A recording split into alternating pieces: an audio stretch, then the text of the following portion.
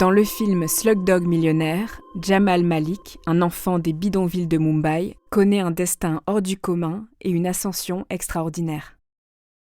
Azim, lui, a grandi en Afghanistan, au milieu des montagnes et sous les rafales des talibans. Une vie de peur et de violence qui le pousse à suivre un long chemin d'exil jusqu'en France. Et c'est ici, à des milliers de kilomètres de son enfance, qu'il réussit à retrouver le goût de son pays. Vous écoutez Transfert. Ce témoignage a été recueilli par Tiffaine Le Marois.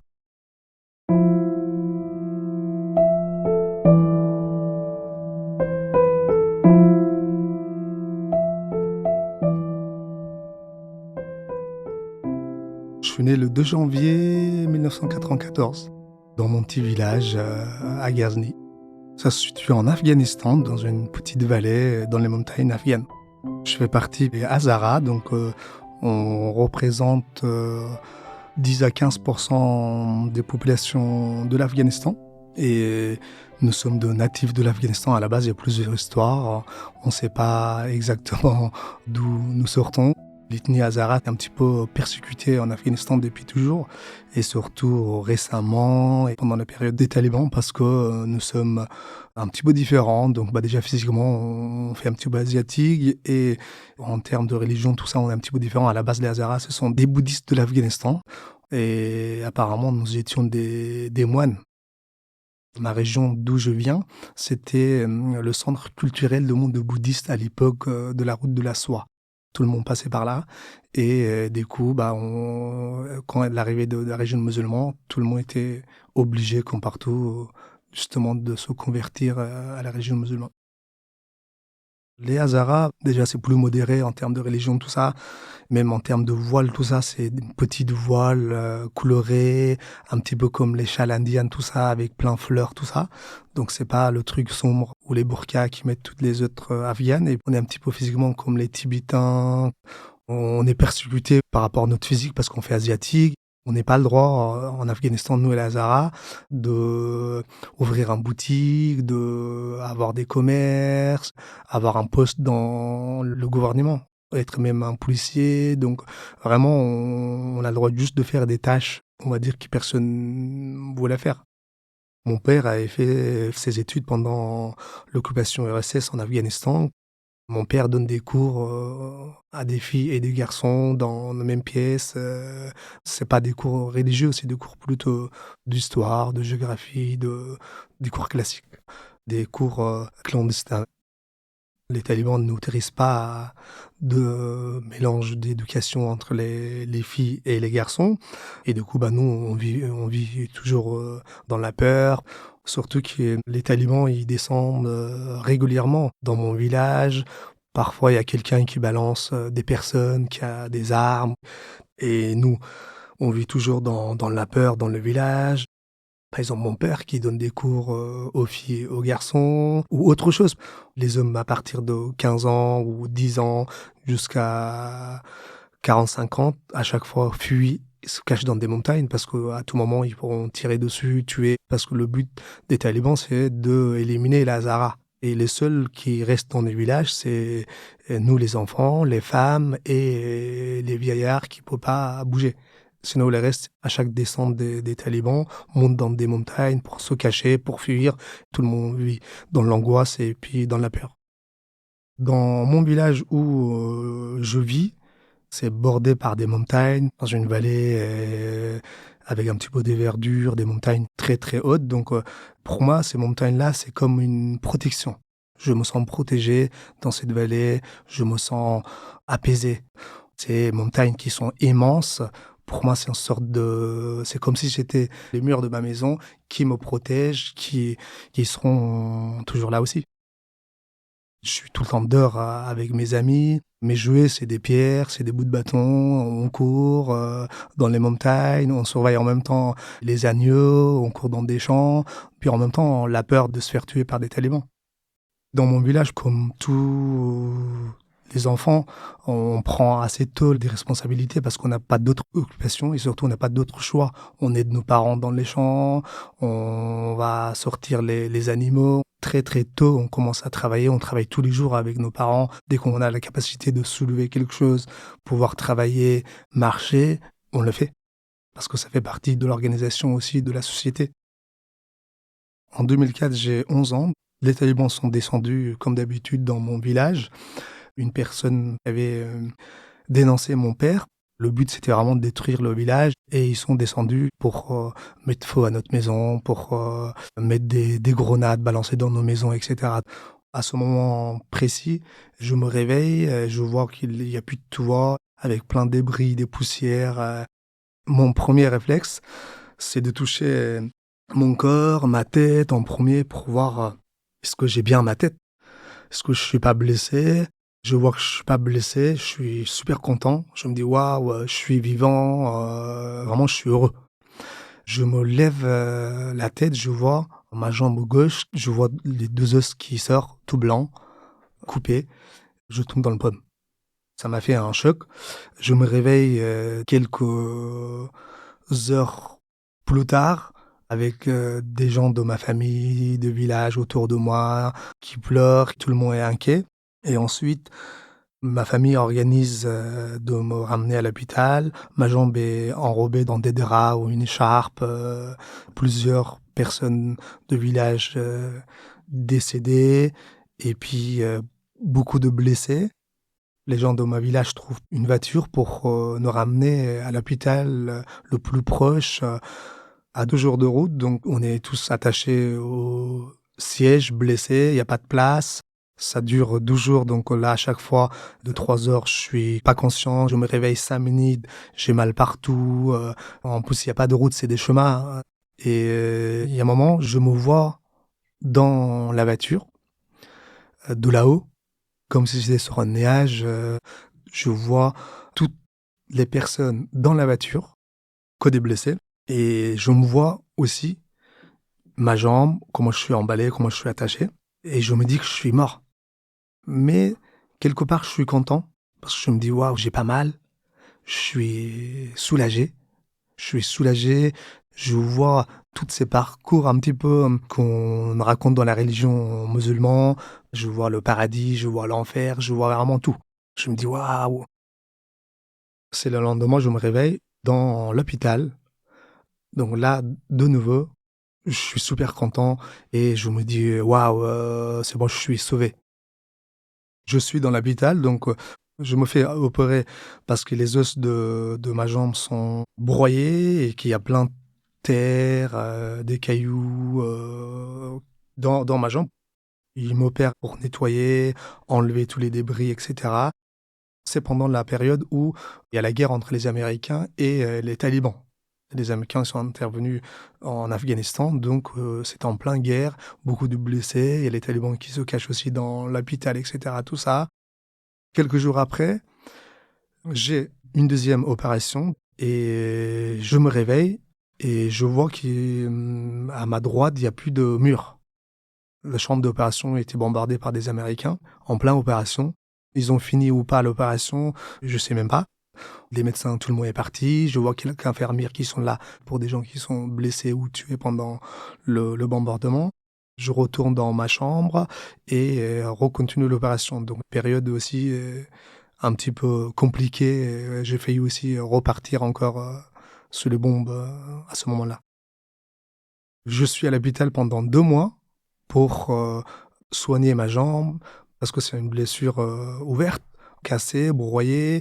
J'ai pas mal d'opérations, des greffes de la peau. Je suis très affaibli pendant 2 mois. Je peux même pas m'asseoir, marcher, c'est encore loin. Je peux difficilement manger.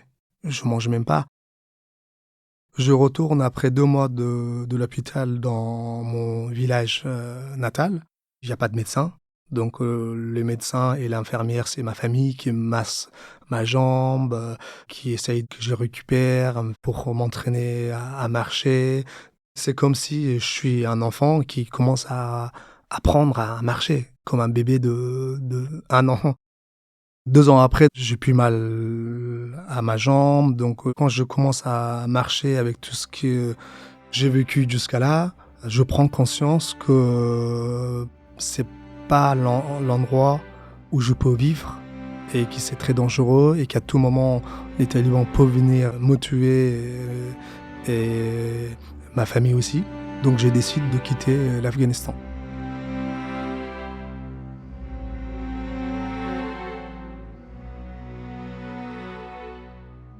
J'ai 12 ans. J'ai un cousin qui veut partir en Iran. On discute, il me dit, bon, si tu veux quitter l'Afghanistan, on peut trouver une solution, partir tous les deux ensemble en Iran. Je décide de partir avec lui, il organise le voyage, on met 2 semaines pour marcher, traverser les montagnes, chaud, froid, avec la peur aussi de ne pas se faire choper par les talibans, on a peur à chaque étape. Donc chaque jour qu'on traverse, il y a un risque de se faire enlever, de se faire prendre par des talibans. Donc on arrive 2 semaines après à la frontière. À la frontière, il faut trouver un passeur. Le passeur nous ramène avec des bergers, pareil, dans des montagnes. On dort plusieurs nuits dans des montagnes, dans des vallées, avec des bergers. Donc il nous fasse passer l'autre côté en Iran. Une fois arrivé en Iran, le passeur nous prend en otage. Il nous demande une somme colossale de l'argent à ma famille, sachant que j'ai un oncle, une tante, des frères et sœurs qui vivent en Iran. Et il demande des sommes d'argent pour nous libérer, sinon ils vont nous tuer. Nous sommes là pendant 1 semaine en otage chez le passeur qui nous menace tous les jours. Les passeurs nous a fixé le délai ultime, 24 heures s'il n'y a pas de l'argent. Donc ma famille essaye de récolter de l'argent à droite à gauche, donc il l'envoie au passeur et le passeur nous libère donc le lendemain. Il nous libère à la porte de Téhéran. J'arrive directement chez ma grande sœur à Téhéran, qui vit depuis des années à Téhéran. J'ai pas vu ma grande sœur depuis 15 ans, je pense. Mon frère, ça fait 10 ans que je l'ai pas vu. Donc là, c'est le moment de retrouvailles et puis en plus, soulagement, sortir de tous ces dangers. C'est un moment de joie de retrouver ma famille, ma sœur, mon frère après des années. Ensuite, je comprends vite que je peux rien faire en Iran non plus. Je suis un émigré, j'ai pas le droit de faire des études, aller à l'école. Je peux pas travailler. En même temps, j'ai travaillé clandestinement, donc dans des bâtiments pour avoir un petit peu de l'argent. Je me fais choper presque une fois tous les 3 mois. Les policiers iraniens ils me ramènent au poste pour m'envoyer en Afghanistan parce que j'ai pas de papier et que j'ai pas le droit d'être en Iran. Je peux pas retourner en Afghanistan. Si je vais en Afghanistan, il y a les talibans. En Iran, j'ai pas le droit d'aller à l'école, ni travailler également. Et puis, en Iran, les Afghans, ils sont très persécutés aussi, surtout nous, les Hazaras, encore une fois. Avec nos fascistes, on nous reconnaît directement et on se fait arrêter tout le temps. Ma famille doit donner de l'argent pour me libérer, pour éviter qu'ils m'envoient en Afghanistan.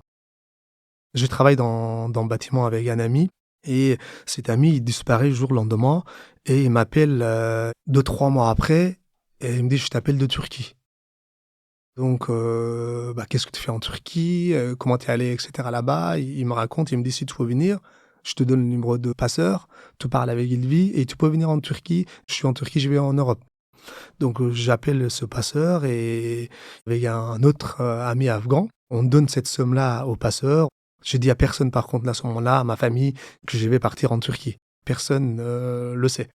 Si j'expliquais à ma famille que je vais en Turquie ou en Europe, ils vont pas me laisser partir parce que c'est trop dangereux, ils le savent. Donc, ils vont dire, bon, tu restes ici, il faut mieux rester là, t'es vivant, que toi partir te noyer ou te faire tuer dans les montagnes turques. Donc, je le dis à personne, je pars avec le passeur et mon ami. Le passeur, il nous ramène jusqu'à la frontière de Turquie. On reste 1 semaine chez lui. Et 2 semaines après, il nous disait, OK, demain, matin, tôt, 3 heures, on part. OK, très bien, vous préparez-vous, vous habillez chaudement, etc. Il ramène des cheveux. Donc, nous, on s'habille, on monte à cheval un petit peu. Après, il nous ramène dans les montagnes. Il y a des bergers, il y a des chevaux, il y a des moutons, il y a des vaches et tout. On marche pendant 2-3 jours, arrivé jusqu'à un village turc.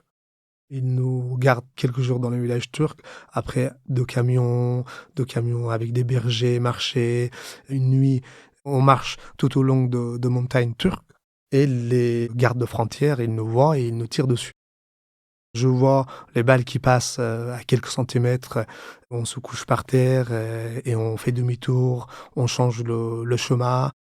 Donc on arrive dans le village turc. Dans le village turc, on reste quelques jours. Ça a pris à peu près 2 semaines jusqu'à Istanbul. Je retrouve l'ami qui m'avait conseillé le passeur. Il me dit, bon, je voulais aller où? J'ai dit, bah, moi, je vais en Europe. Au moins, c'est mieux que l'Afghanistan et l'Iran. La Turquie, c'est comme l'Iran. Il n'y a pas de droits de l'homme dans ces pays-là. Ça n'existe pas de demander asile. Il n'y a pas de réfugiés politiques. Je reste 2 semaines à Istanbul pour trouver le passeur. Après 2 semaines, le passeur, il nous dit, vous allez partir dans la nuit sur un île pour passer justement de Turquie en Grèce.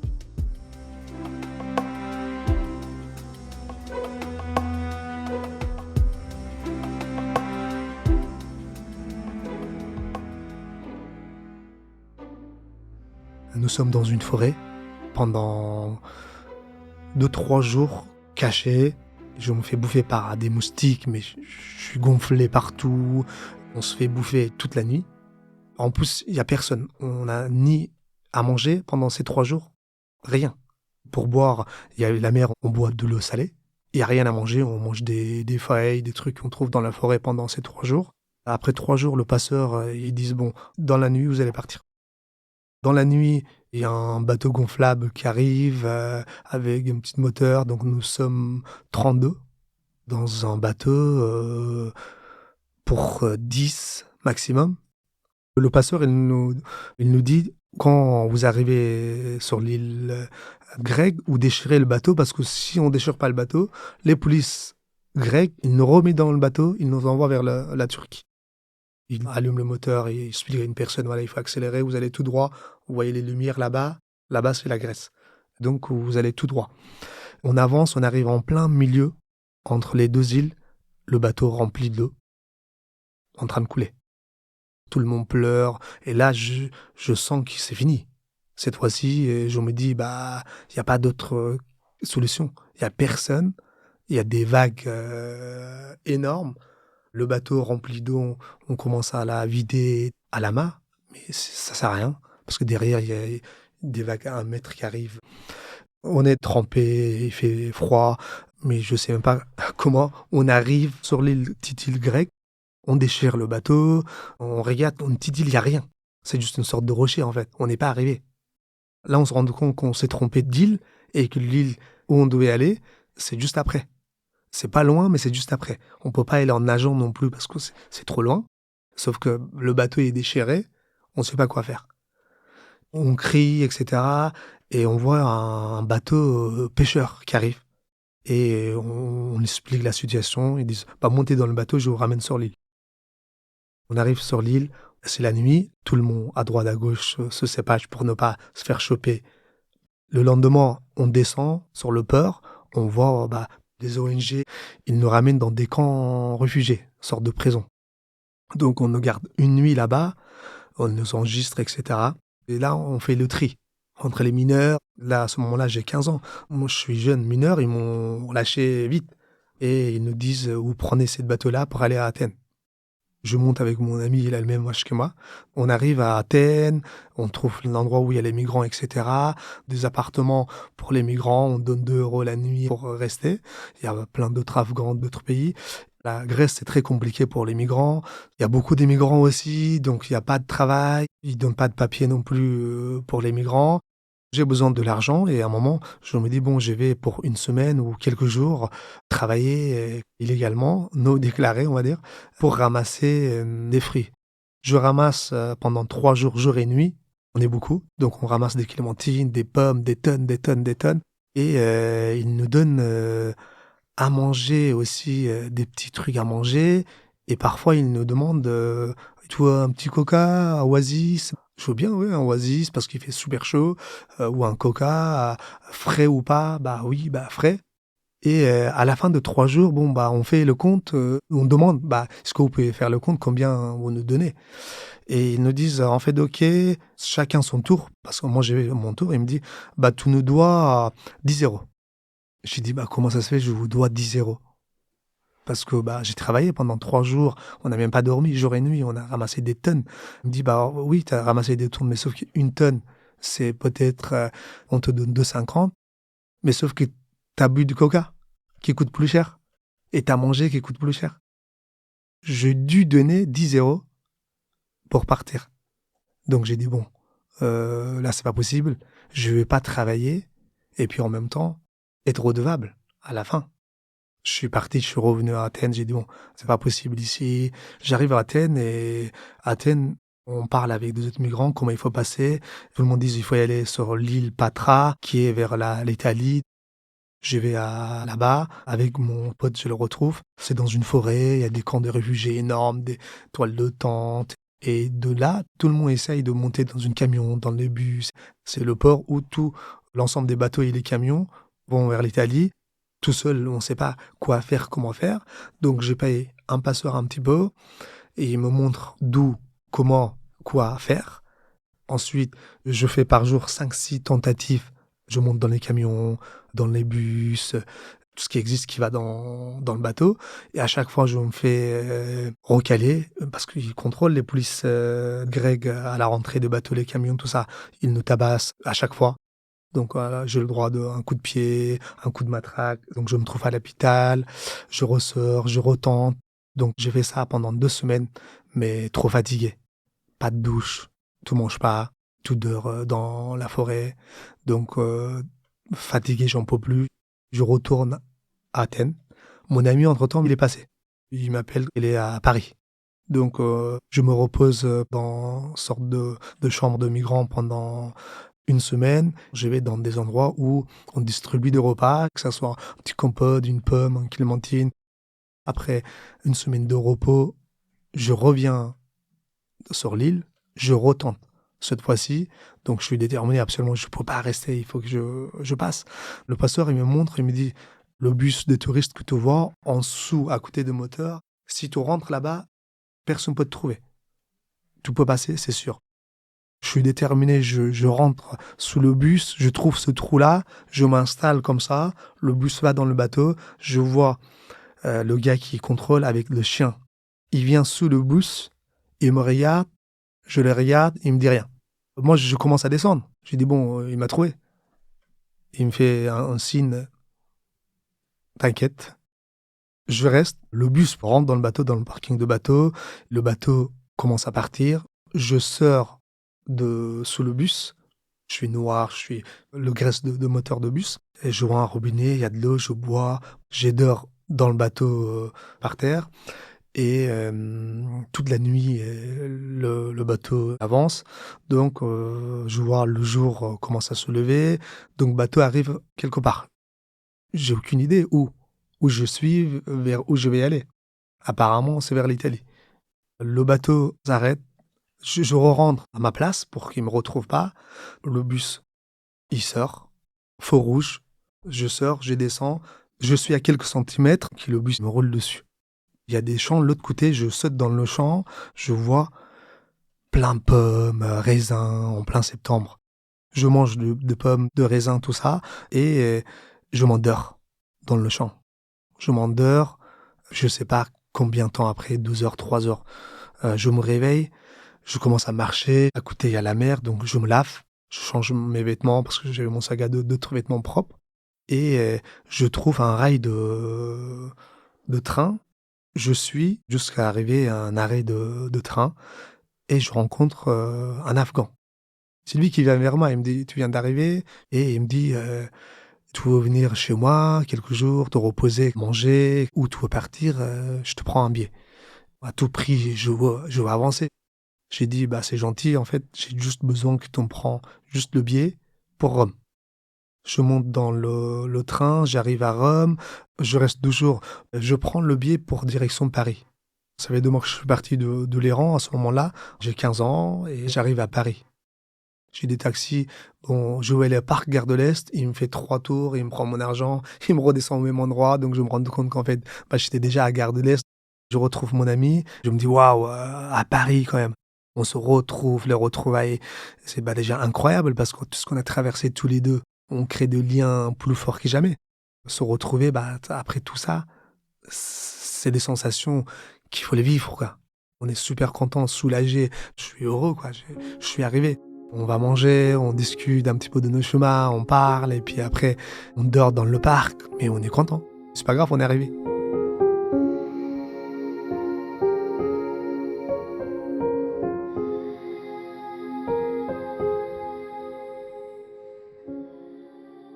À Paris, la période de fin de septembre vers octobre, il commence à faire froid.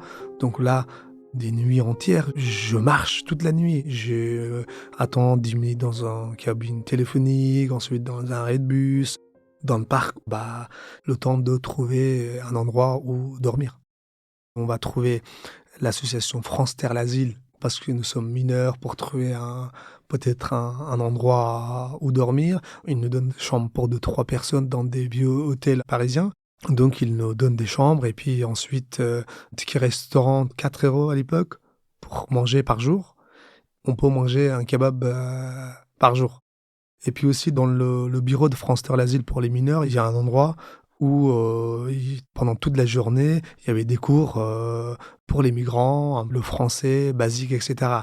Je vais tous les jours pour apprendre le français, pour avoir quelques mots, pour pouvoir parler français. France Terre l'Asile nous donne le logement temporaire pour quelques temps. On va se retrouver dans la rue dans quelques jours. Donc c'est là que mon ami me dit, bon, il faut peut-être aller à Strasbourg parce que c'est la ville, apparemment c'est bien pour les migrants, etc. Tout ça. Donc on prend un billet direction Strasbourg. Sauf que on se trompe, on descend juste avant et on marche dans la ville, c'est le soir, donc toute la nuit on marche. Après quelques jours, on voit que c'est trop dur pour nous, donc on prend la fuite, on revient à Paris, France Terre l'Asile, du coup, là ils nous donnent un logement un petit peu plus long terme, je prends mes cours de français, etc., tout ça. En 2009, donc un an après, je commence un petit peu à parler français et ils me donnent l'option famille d'accueil ou foyer. Moi, absolument, je veux dans une famille parce que j'estime que je peux apprendre rapidement le français, que je m'intègre rapidement, etc. Donc, ils me trouvent une famille d'accueil à Nogent-le-Rotrou.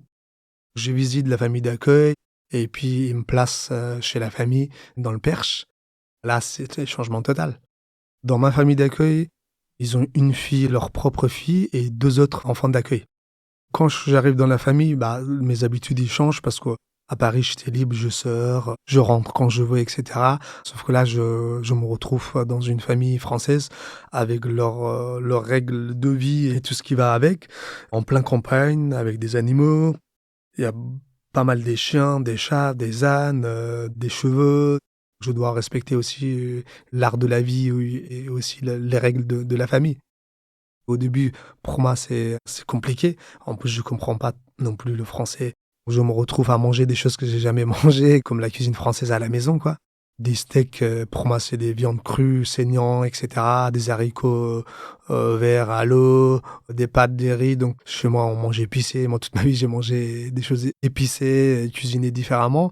Là, ça change, ça me perturbe. Et puis, à Paris, je mangeais que des kebabs dehors, des compotes, des conserves. Là, je me trouve à table avec une famille et puis manger des plats cuisinés. Tout nouveau pour moi. Tout nouveau et la découverte.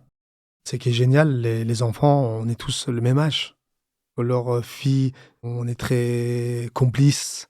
On devient comme frères et sœurs, comme si on se connaissait depuis toujours. Ils m'aident pour les devoirs, à apprendre le français. Les autres enfants d'accueil aussi. On va à l'école ensemble. Je m'inscris au collège, donc fin de 4e. On prend le car tous les matins en bas de la maison. C'est quand même génial tout ça, de trouver un rythme et être dans une cadre. Depuis toujours, mon rêve, c'est d'aller à l'école, de pouvoir faire des études, toujours. Là, je suis super content. Waouh, je vais à l'école, quoi. Je peux y aller à l'école. Je vais à l'école, je vais apprendre.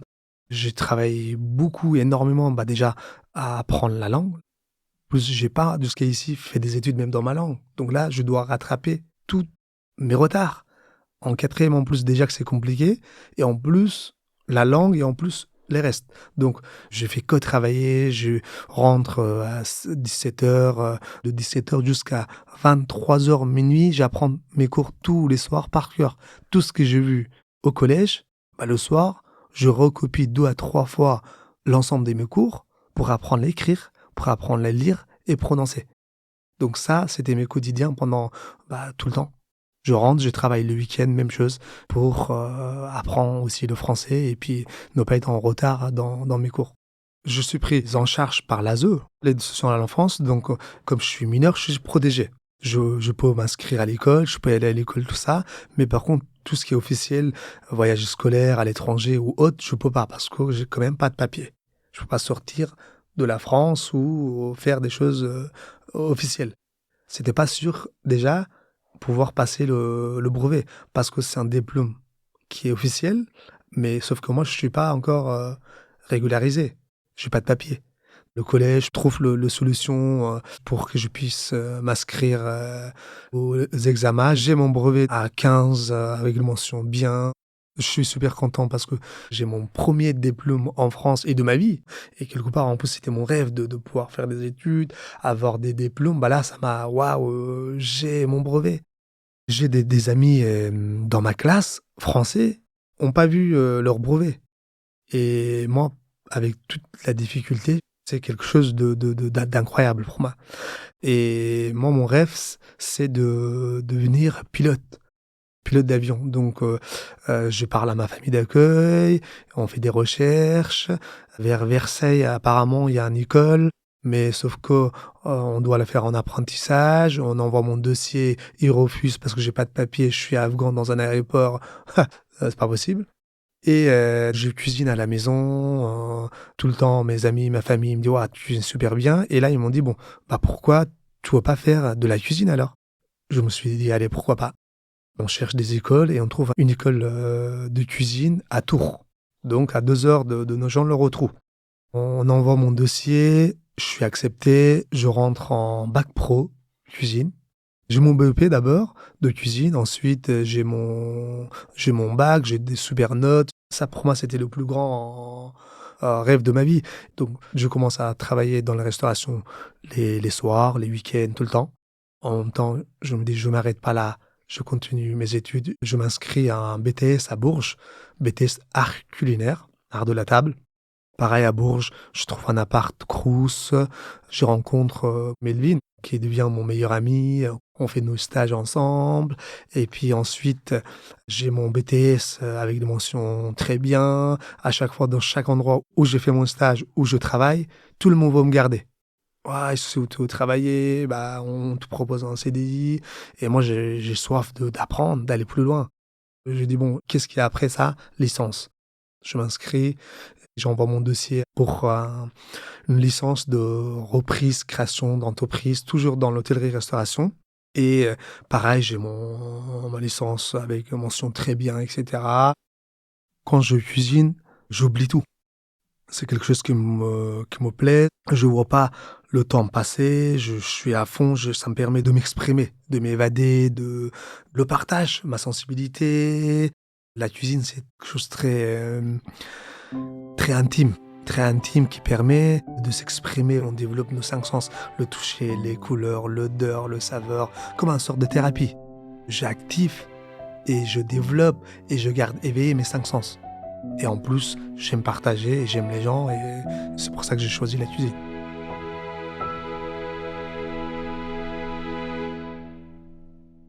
J'ai fait mon dossier pour de naturalisation française, devenir français. Et puis ensuite, j'ai alimenté tous les ans. Ils te demandent des papiers, des justificatifs, des rendez-vous. 2 ans après, j'ai vu ma nationalité française et j'ai vu mon passeport. C'est un moment incroyable parce que je me suis dit, enfin, je suis libre. Comme si, en fait, on me donne la liberté. Et là, je voyage à droite, à gauche, j'ai mon passeport. C'est plus qu'incroyable. C'est une sorte de libération, en fait. Elvin, on ne se quitte plus, tous nos vacances sont ensemble, nos stages sont ensemble, on travaille toujours dans la même entreprise. Pendant la licence, on se dit, bon, on va faire quelque chose ensemble. On ne sait pas quoi, mais on va faire quelque chose ensemble. Et à la fin de notre licence, on commence à faire un business plan pour un projet. On va faire quelque chose, manger rapide, sainement, bon et en même temps pas cher. Qu'est-ce qu'on peut faire avec ça? On monte un business plan, mais on n'a pas d'argent. On a 500 ou 1000 euros max sur notre compte. On se dit, bon, on fait notre business plan, on rentre à Tours, on prend un logement tous les deux ensemble, on commence à faire des démarches les banques. La banque, à la base, ne veut pas.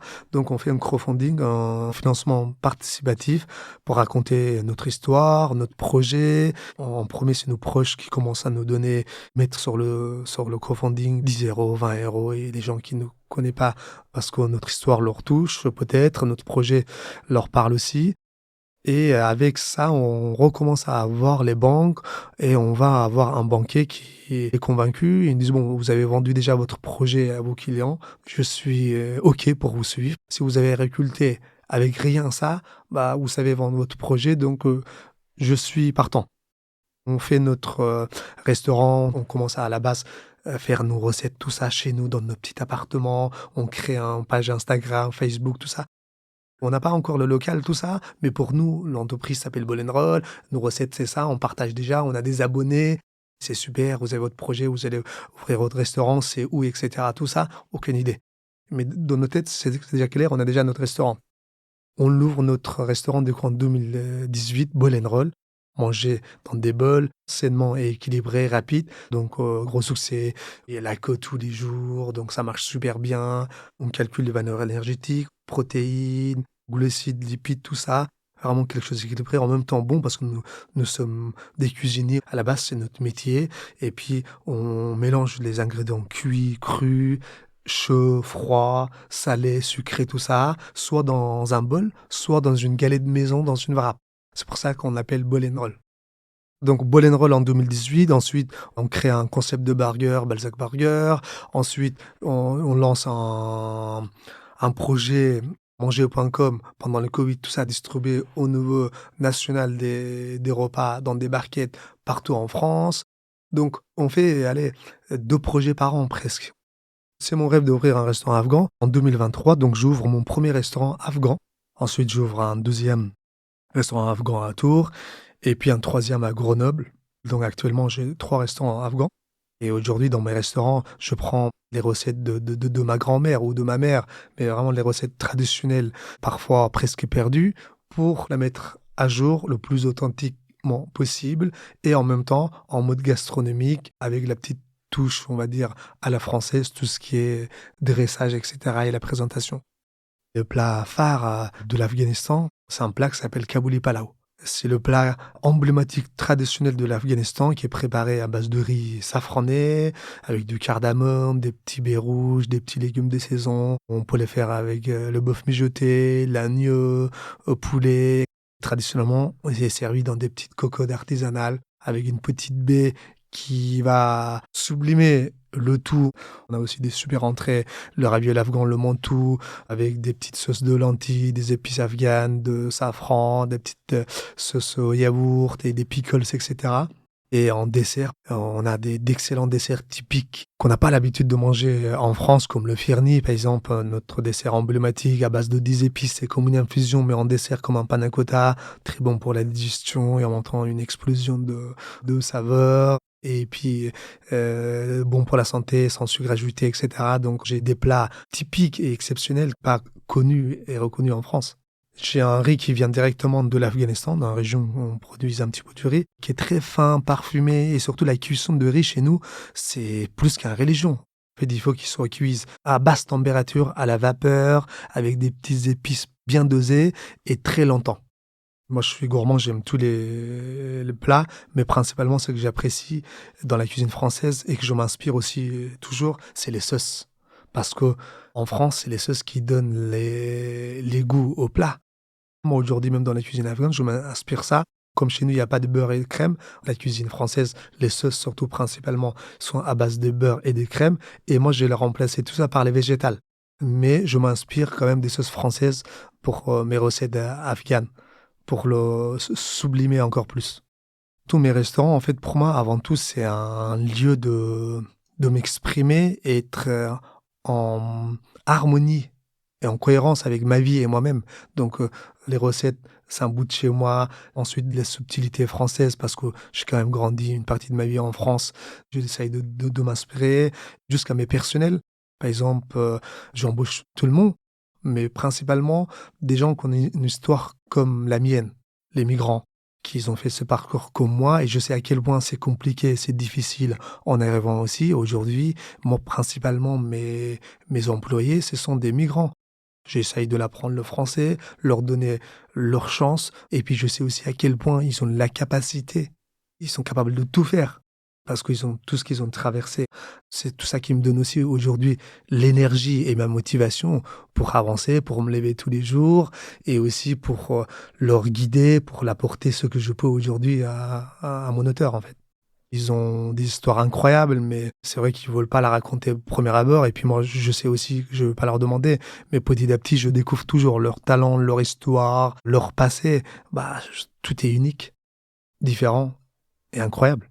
On a tous des parcours différents. Et en même temps, dans le global, dans l'ensemble, c'est exactement pareil. On traverse les mêmes difficultés, le même chemin, mais en même temps, chacun a sa personnalité et chacun a sa culture et ses subtilités qu'il ramène avec soi.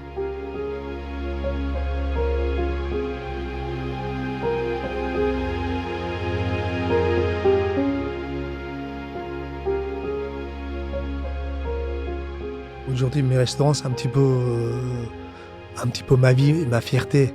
Et puis ma culture, un bout de chez moi. Et aujourd'hui, je suis fier quand je suis dans mon resto de me dire ouais, je suis afghan. Si on me demande est-ce que j'aurais choisi un autre pays pour être honnête, je dirais non. Je choisirais l'Afghanistan et c'est tout ça qui a fait qui je suis aujourd'hui.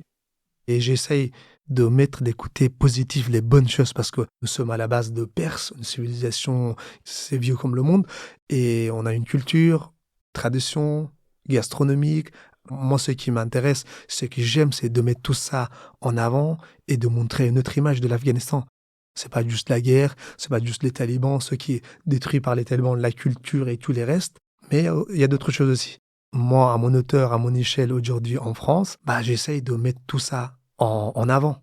Et moi, aujourd'hui, ce que je me concentre, c'est sur ces autres choses. Les positifs, une autre image de l'Afghanistan, de la population et de notre culture. Dans mes restaurants, dans chaque plat que je propose, il y a un bout de chez moi, de mon parcours, de mon histoire. Tout ce que j'ai traversé, c'est mon histoire. C'est moi-même et c'est ce que j'ai envie d'aussi partager et donner. Aujourd'hui, j'ai 31 ans. Mon parcours m'a réussi tout ça. C'est pas fait tout seul. C'est grâce à ma famille d'accueil. Aujourd'hui, c'est comme une famille en France. Mes proches, mes amis. Et puis aussi l'associé que j'ai rencontré, Melvin. On est deux forces incroyables. Tout seul, on peut y aller vite, mais ensemble, on va plus loin. Dans mes restaurants, je sers de l'alcool. J'ai des vins afghans, donc c'est vrai comme c'est un pays musulman, c'est un petit peu le contraste. J'ai fait une présentation de vin dans mes restaurants et une personne de confession musulmane qui me dit oh, tu vas aller en enfer parce que tout sert de vin. J'ai répondu en fait l'enfer, moi j'ai pas peur de l'enfer. J'ai vécu déjà l'enfer. Aujourd'hui, moi quand je pense à l'Afghanistan, aux chaînes de montagnes majestueuses qui entourent mon village, je me dis ce n'est pas juste qu'un cadre naturel en fait, c'est le symbole de ma résilience.